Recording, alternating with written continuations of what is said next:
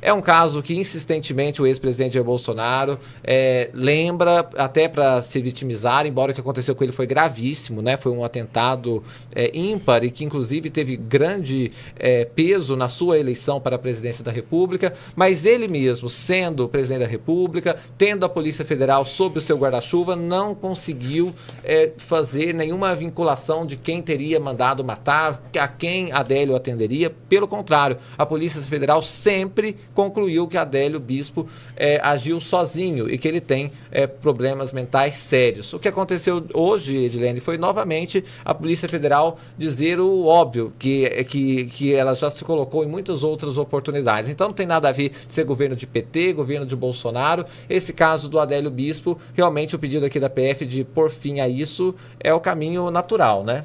Sim, se tivesse provas que Adélio Bispo agiu em organização, aliado a partidos de esquerda, como acusa a base do ex-presidente Jair Bolsonaro, certamente a Polícia Federal, sob comando do ex-presidente Jair Bolsonaro, mesmo que haja muito tecnicamente, mas é claro, sempre alinhada com aquele que o indicou, né? A chefia da Polícia Federal é indicada pela presidência da República, eles teriam prendido alguém e apontado algum adversário político. Se isso não aconteceu no governo do ex-presidente Jair Bolsonaro, é porque de fato não tem nenhuma prova de que foi uma organização relacionada à política, foi um atentado político que o ex-presidente Jair Bolsonaro sofreu em Minas Gerais. A exemplo do que aconteceu no caso Marielle, que ficou tanto tempo parado, não porque os Bolsonaro tinham algum envolvimento, porque até hoje não há nenhum elo real entre eles, mas porque agora é prioridade do governo que esse caso seja resolvido.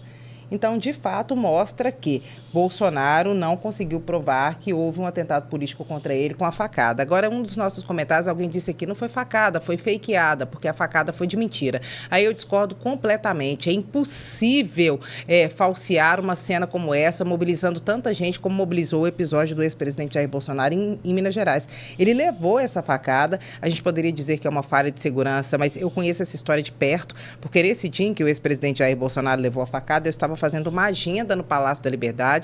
O ex-governador Fernando Pimentel ainda comandava o estado e no momento que eu soube que Bolsonaro levou uma facada, eu liguei para o deputado federal e ex-ministro Marcelo Álvaro Antônio, que estava ao lado do presidente. Ele foi junto com o presidente no socorro, ele socorreu o presidente.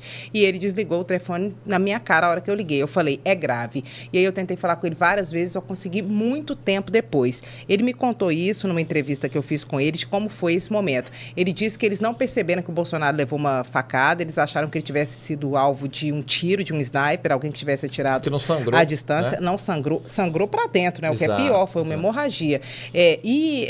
Foi uma ação do próprio ex-presidente Jair Bolsonaro, essa mania dele de enfiar no meio do povo, o que muitos políticos têm isso. Ele não faria esse trajeto que ele fez todo a pé, mas em dado momento ele resolveu não entrar no carro e teimou com a própria segurança que faria o trajeto a pé. E foi aí que, num espaço daqueles, ele acabou levando uma facada do Adélio Bispo, foi socorrido no hospital por um médico que era fã dele, que previamente já tinha mandado uma mensagem para o deputado pedindo para tirar uma foto com ele, foi quem salvou a vida do Bolsonaro.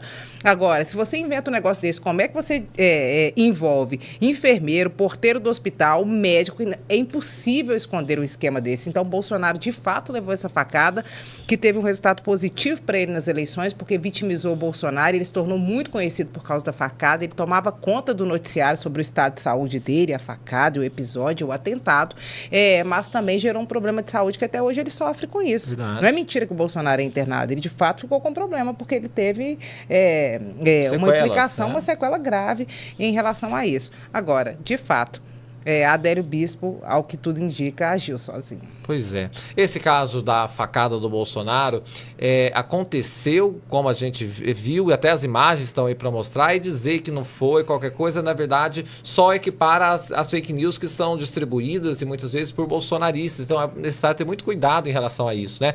E a facada foi fundamental para o ex-presidente, que na verdade era um deputado à época, já expressivo, mas com chances de vitória talvez menos claras. Ele se tornou o mais competitivo ali depois daquele episódio da facada em Juiz de Fora.